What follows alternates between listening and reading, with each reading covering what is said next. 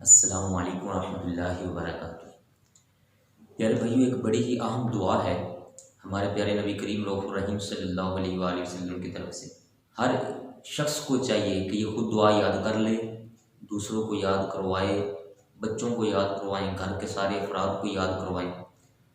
Corona virus یا اور بھی طرح طرح کی بیماریاں جو دنیا کے اندر موجود ہیں، ان سے بچنے کے لیے انتہائی مفید بالکل مختصر سے یہ دعا ہے۔ اس کے راوی ہیں امیر المومنین سیدنا حضرت عمر بن خطاب فاروق اعظم رضی اللہ تعالیٰ عنہ، اور دوسرے راوی ہیں اس کے سیدنا حضرت ابو ہریرہ رضی اللہ تعالیٰ عنہ۔ امام ترمذی علیہ الرحمہ نے، ابن ماجہ علیہ الرحمہ نے اور دیگر بڑے محدثین نے اس کو روایت فرمایا ہے، اور یہ صحیح کے درجے پر یہ حدیث پاک ہے۔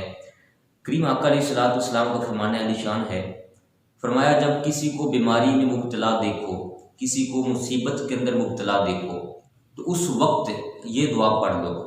جو یہ دعا پڑھے گا، اللہ تعالیٰ کے فضل و کرم سے جو بیماری، جو مصیبت اس شخص کو آئی ہوئی ہے، ساری زندگی وہ بیماری اس بندے کو نہیں لگے گی جس نے یہ دعا پڑھی ہوگی۔ حدیث پاک کے الفاظ ہیں، ما عاش، جتنی دیر بھی یہ زندہ رہے گا تب تک وہ بیماری کبھی اس بندے کو نہیں لگے گی۔ تو کافی ساری بیماریاں اس وقت کائنات کے اندر پھیلی ہوئی، جو اس وقت سب سے زیادہ مسئلہ ہے وہ ہے کرونا وائرس کا۔